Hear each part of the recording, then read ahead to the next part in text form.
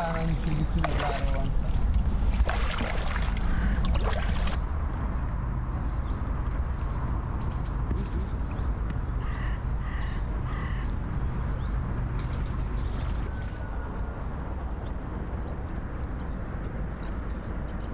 Fura, félelmetes, de egy szép valami szerintem, szóval...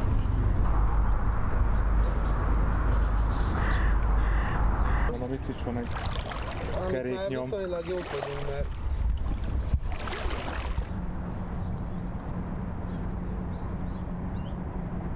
Majd a termőterületnek igazából kb. Az ilyen 60-70%-a került víz alá.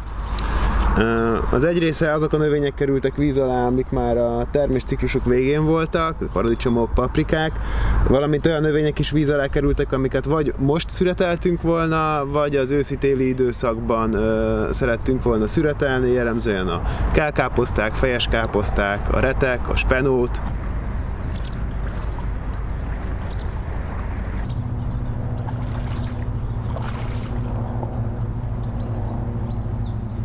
Azok a kultúrák, amik a következő hetekben lettek volna, vagy hónapokban lettek volna betakarítva és értékesítve, egyrészt bevételkiesést fognak eredményezni, másrészt, hogy mivel a termőterület 60%-a került víz alá, ezért nem tudjuk a további vetéseket megcsinálni, vagy azokkal a munkákkal foglalkozni, amik már a következő évben készítenénk elő a talajt.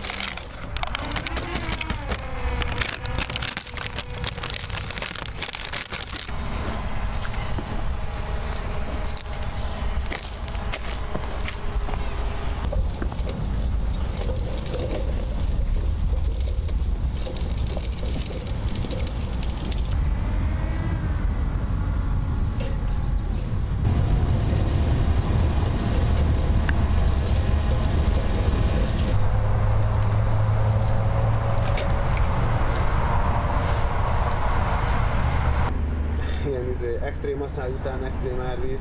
Én úgy hittem, még asszályban fognak. Árvíz előtt elkezdtek rohadni, úgyhogy... Vagy kibontj.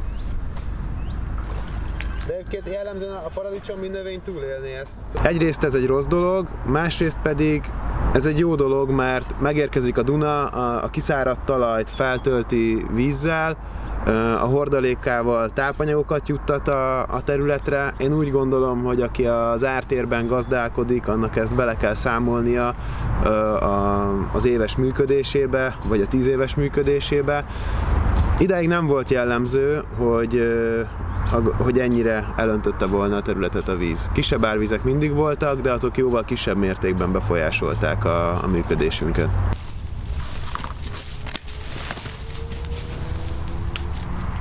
És most arra koncentrálunk, amink van.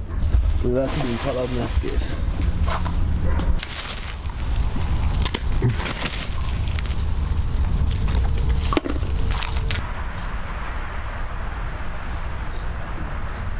Igazából a kert az direkt módon ezért jött létre, hogy adaptáljuk és bemutassuk a ma felelhető legjobb, legkörnyezetbarátabb technikákat, és tanítsuk is vele, meg ezt a tudást, amit összegyűjtöttünk, átadjuk a helyieknek, hogy ők is tudjanak vele gazdálkodni.